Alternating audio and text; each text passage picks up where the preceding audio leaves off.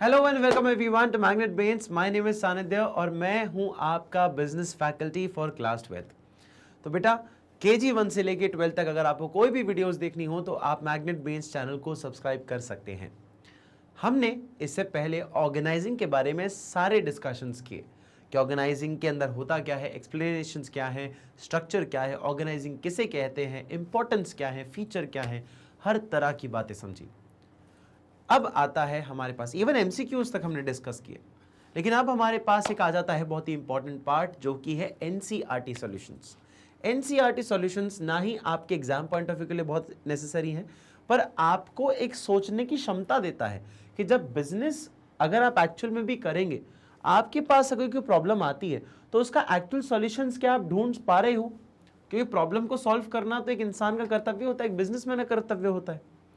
तो उन चीज़ों को क्या आप सॉल्व कर पा रहे हो, क्या समझ पा रहे हो कि कैसे आपको आइडेंटिफाई करना है अपने सॉल्यूशंस अपनी प्रॉब्लम के, वो सारी की सारी चीज़ें यहाँ पे आपको हेल्प करती हैं। आइए ज़रा चालू करते हैं हमारे NCERT solutions for part 1। Question number 1 आपके कंप्यूटर स्क्रीन और मोबाइल स्क्रीन पर ये रहा।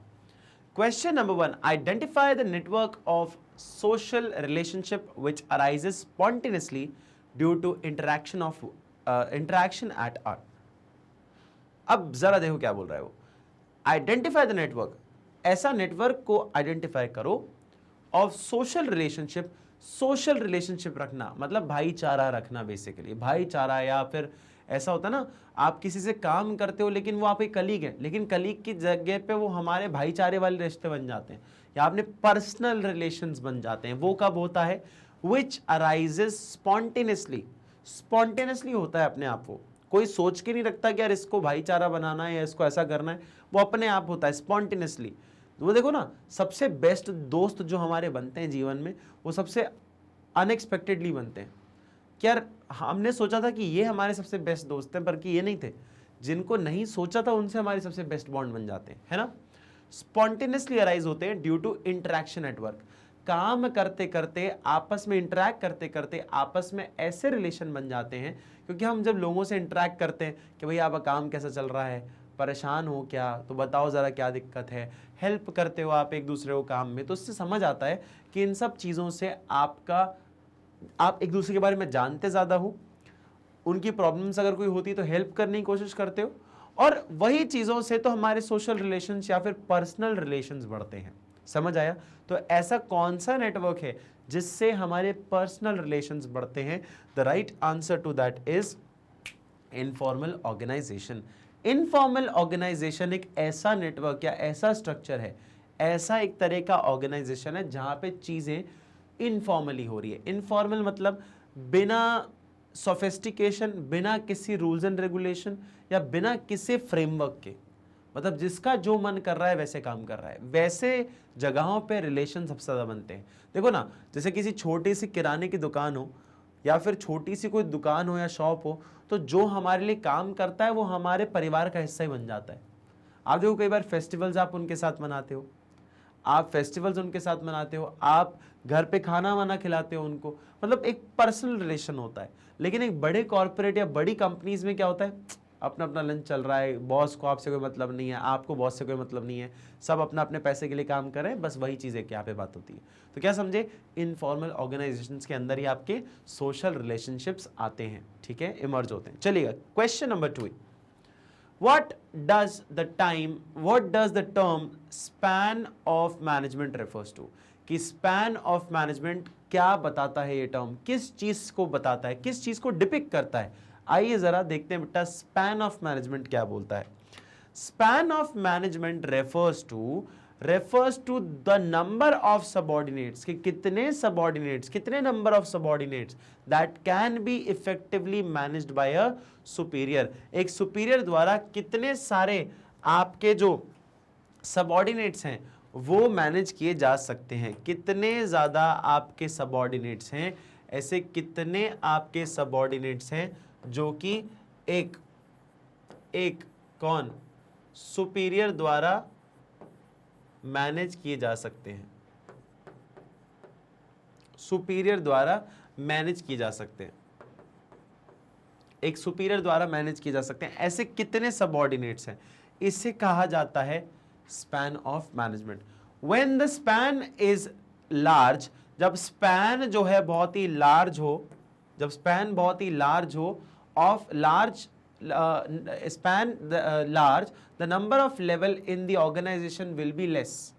कि भैया अगर स्पैन बहुत ही लार्ज है, द नंबर ऑफ लेवल्स, तो लेवल ऑफ नंबर्स जो होंगे ना, लेवल जो हैं, जितने भी लेवल होते हैं कंपनी में वो कम होंगे।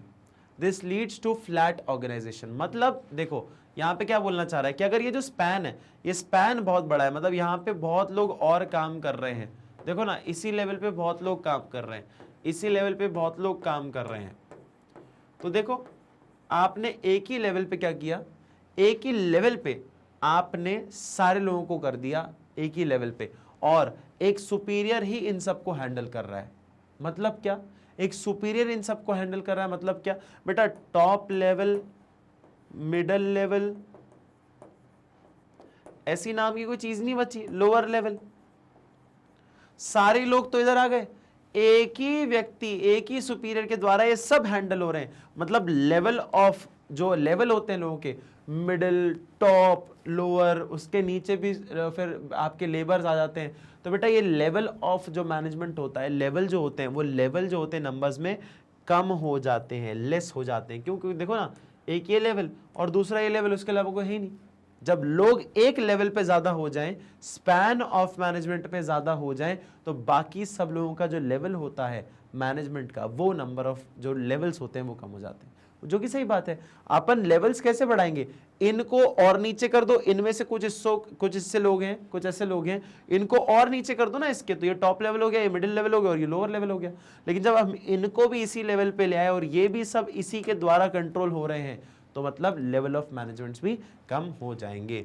ठीक है, चलिए आते हैं बेटा दूसरे पॉइंट पे, दूसरे पॉइंट पे आते हैं, दूसरे क्वेश्चन पे आते हैं। Question number 3, state any two circumstances under which the functional structure will prove to be an appropriate choice. एक ऐसा दो ऐसे सर्कमस्टांसेस बताइए जिसके अंदर फंक्शनल स्ट्रक्चर जो है, functional structure will prove to be an appropriate choice, कि फंक्शनल स्ट्रक्चर सबसे बेस्ट होगा उसके लिए। बताइए ऐसा कौन सा टाइप ऑफ सर्कमस्टेंसेस होंगे। Functional structure is suitable for size of the large, size of the organisation is large, कि जब बहुत बड़ी कंपनी होती है, लार्ज कंपनी होती है, लार्ज कंपनी होती है, तभी फंक्शनल कर सकते हैं ना। देखो ना, आप हिस्से कब बनाओगे किसी कंपनी के अंदर, कि फाइनेंस डिपार्टमेंट अलग है ना, HR डिपार्टमेंट अलग है, प्रोडक्शन डिपार्टमेंट अलग है, ये कब करोगे, जब आपके पास बिजनेस का स्केल बहुत ही लार्ज होगा। बेटा किराने की दुकान पे क्या फंक्शनल करेंगे क्या, किराने की दुकान पे क्या फंक्शनल करेंगे क्या, नहीं करेंगे। किराने की दुकान पे फंक्शनल आपका स्ट्रक्चर नहीं होता है। क्या HR किराने की दुकान पे हायर किसको करना होगा, सेठ जी कर लेंगे अपने आप, आपको थोड़ी करने की जरूरत है। इट हैज डाइवर्सिफाइड एक्टिविटीज, देखो ना कितनी सारी एक्टिविटीज हैं। फाइनेंस अपना अलग काम कर रहा है, HR अपना अलग काम कर रहा है, प्रोडक्शन वाला अपना अलग काम कर रहा है, लीगल डिपार्टमेंट अपना अलग काम कर रहा है। तो हमें क्या समझ आ रहा है बेटा इससे, कि सबका एक अपना डाइवर्सिफाइड एक्टिविटी, सबका अपना अपना काम है, क्योंकि लोग इतने ज्यादा हैं, बड़ा काम चल रहा है ना, लार्ज प्रोजेक्ट है, लार्ज बिजनेस है, बड़ी ऑर्गेनाइजेशन है, तो सबका अपना अपना एक डेजिग्नेटेड काम होता है। ठीक है, फिर उसके बाद operations require a high degree of specialisation. Operation क्या करता है बेटा, हाई डिग्री ऑफ स्पेशलाइजेशन को अक्वायर करता है। कैसे बेटा, जैसे कि ये ऑपरेशन कर रहे हो फाइनेंस के, जो इसका हेड होगा वो क्या करेगा बेटा, फाइनेंस के सारे रिलेशन में एक स्पेशलिस्ट होगा। क्यों? क्योंकि उसका काम ही क्या है, HOD जो होगा इसका, हेड ऑफ द डिपार्टमेंट होगा बेटा, उसका काम क्या है, उसका स्पेशलाइजेशन किसके अंदर है, फाइनेंस के अंदर, हाँ या ना। स्पेशलाइजेशन किसके अंदर है, फाइनेंस के अंदर। HR वाले का स्पेशलाइज किस में होगा बेटा, मैनेजमेंट ऑफ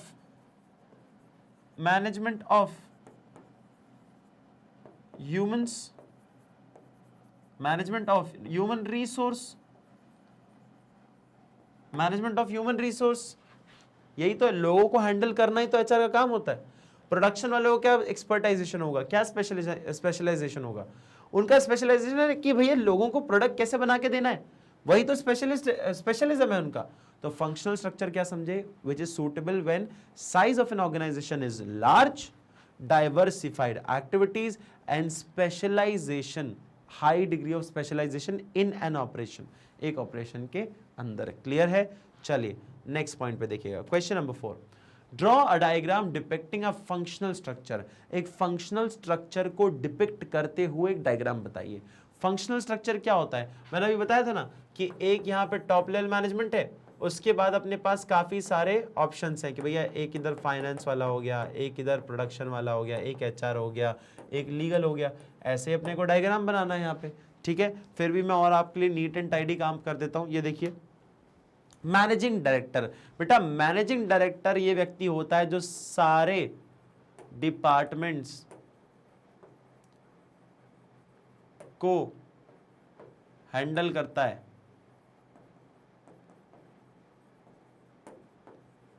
मोर प्रिसाइसली सारे एचओडी को हैंडल करता है, हेड ऑफ द डिपार्टमेंट को हैंडल करता है कि भैया ह्यूमन रिसोर्स वाले एचआर का जो हेड होगा उससे जाके मैनेजिंग डायरेक्टर बात करेगा कि यार तुम जो है भैया लोगों को जो स्टाफिंग प्रोसेस होता है क्या अच्छे से कर रहे हो कि नहीं, स्टाफिंग प्रोसेस जो होता है लोगों को लाना वो क्या अच्छे से कर रहे हो कि नहीं, क्या तुम जो है एम्प्लॉयज के जो ग्रीवेंसेज हैं, ग्रीवेंसेज मतलब क्या, ग्रीवेंसेस का मतलब बेटा जो कि दुखड़े होते हैं, जैसे एम्प्लॉयज कई बार ना खुश होता है, डिमोटिवेटेड होता है, तो एचआर के पास जाता है अपनी प्रॉब्लम सॉल्व करवाने। तो क्या वो आप ढंग से कर रहे हो कि नहीं। रिसर्च एंड डेवलपमेंट टीम जो होती है, R&D जिसको बोलते हैं, R&D, तो रिसर्च एंड डेवलपमेंट R&D जो आपका एक डिपार्टमेंट होता है, क्या वो अपना रिसर्च ढंग से कंडक्ट कर रहे हैं कि नहीं, एफिशिएंट है कि नहीं, एफिशिएंट है कि नहीं। ऐसे कुछ सवाल पूछे जाते हैं। मार्केटिंग वाला, advertising campaign, advertising campaign, advertising campaign कैसा चल रहा है इनका, है ना, एडवर्टाइजिंग कैंपेन कैसा चल रहा है। आपकी सेल स्ट्रैटेजी क्या है, सेल स्ट्रैटेजी, सेल स्ट्रैटेजी क्या है ना। कंज्यूमर पर्सोना, ऐसी कई सारी चीजें होती हैं बेटा। परचेजिंग, परचेजिंग डिपार्टमेंट भैया कि आप कितने कॉस्ट एफिशिएंट हो, एफिशिएंट हो, कितना कॉस्ट एफिशिएंट हो। क्वालिटी कैसी है जो रॉ मटेरियल्स खरीद रहे हो, क्वालिटी कैसी है बताओ, ठीक है। तो ऐसे कुछ सवाल पूछे जाते हैं इन मैनेजिंग डायरेक्टर द्वारा। तो यही फंक्शनल स्ट्रक्चर है, सबका अपना अपना इंडिविजुअल काम है और सारे डिपार्टमेंट के एचओडी जो हैं किसके साथ डिस्कशन करते हैं बेटा, ये मैनेजिंग डायरेक्टर के साथ डिस्कशन करते हैं। क्लियर है? ये एक अपना डायग्राम रहा। क्लियर? चलिए, चाहो तो बेटा ये सब चीजें भी आप लिख सकते हो एग्जाम के अंदर, इसका कोई नेगेटिव मार्किंग नहीं होता है। क्लियर? चलेगा, next point, question number 5, company has its registered office in Delhi. Company का एक रजिस्टर्ड ऑफिस दिल्ली में है। Manufacturing unit at Gurgaon, manufacturing unit कहाँ है बेटा, गुड़गांव में। And marketing and sales department at Faridabad, marketing और सेल्स डिपार्टमेंट कहाँ है बेटा, फरीदाबाद में है। कि भैया पहले दिल्ली में मैन्युफैक्चरिंग आउटलेट है, गुड़गांव में मतलब एक मेन ऑफिस जो है वो दिल्ली में है, रजिस्टर्ड वाला, जो कि कंपनी का नाम होता है ना। कंपनी का क्या होता है बेटा, जब कंपनी जो होती है, कंपनी के, इसको आपने एक और चीज से सुना होगा, it is an artificial person. एक ये आर्टिफिशियल पर्सन की तरह काम करता है। देखो, आर्टिफिशियल पर्सन की तरह काम करता है। देखो, अपने को किताबी कीड़ा नहीं बनने का है, अपने को अच्छी इंफॉर्मेशन होनी चाहिए। आर्टिफिशियल पर्सन क्यों होता है, क्योंकि इसकी खुद की एक डिफरेंट आइडेंटिटी होती है, खुद की डिफरेंट एक आइडेंटिटी होती है। जैसे कि खुद का इसका एक एड्रेस होता है, उसे ही क्या बोला जाता है, रजिस्टर्ड ऑफिस। खुद का एड्रेस होता है जिसको क्या बोला जाता है, रजिस्टर्ड ऑफिस। फिर उसके बाद उसका खुद का एक CIN नंबर होता है। CIN मतलब क्या, कंपनी आइडेंटिफिकेशन नंबर, ठीक है, खुद का। जैसे कि आधार कार्ड होता है ना, वैसे ही इसका खुद का पैन कार्ड होता है बेटा, खुद का पैन कार्ड होता है इसका, किसका, कंपनी का। क्यों? क्योंकि बेटा यही तो इनका काम है।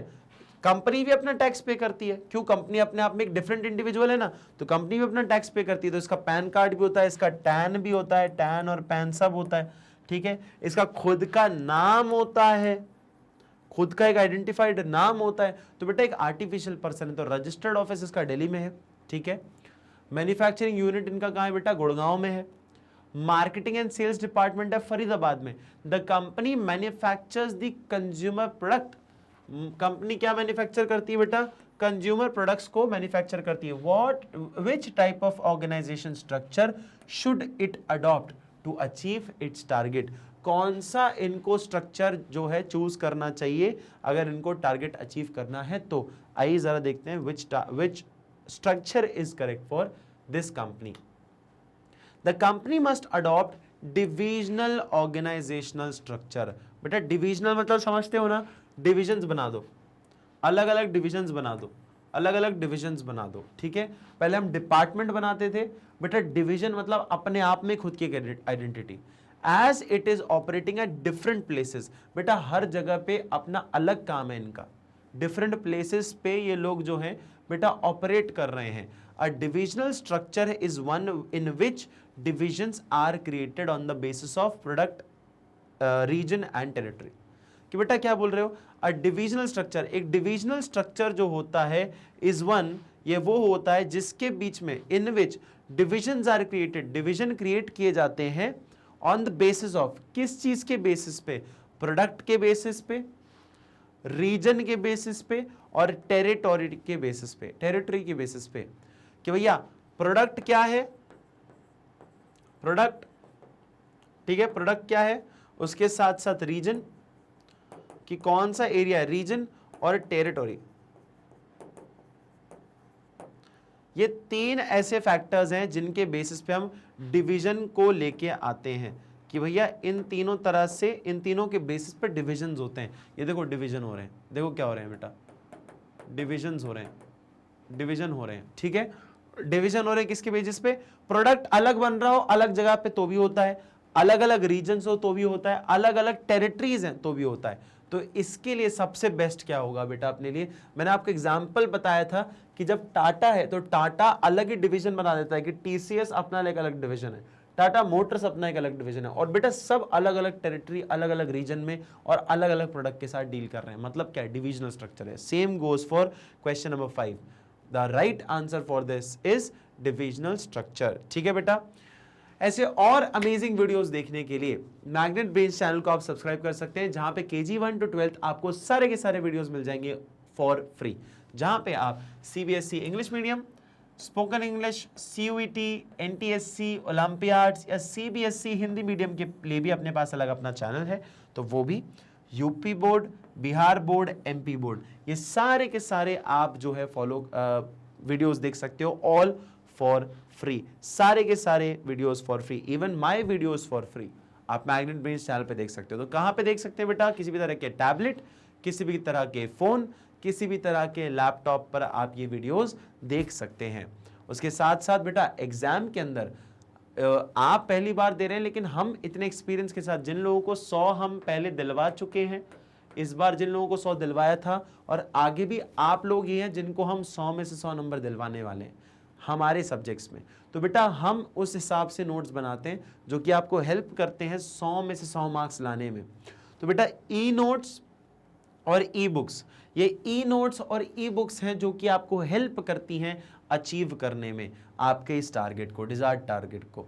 तो बेटा इनको आप चाहें तो अवेल कर सकते हैं, डिस्क्रिप्शन में जाके लिंक है, उस लिंक को प्रेस करिएगा और आप इन नोट्स को अवेल कर सकते हैं। बेटा आप चाहें तो हमें इन सारे सोशल मीडिया प्लेटफॉर्म्स पर भी फॉलो कर सकते हैं, that is YouTube, Twitter, Instagram, Facebook और टेलीग्राम पर भी। Thank you so much.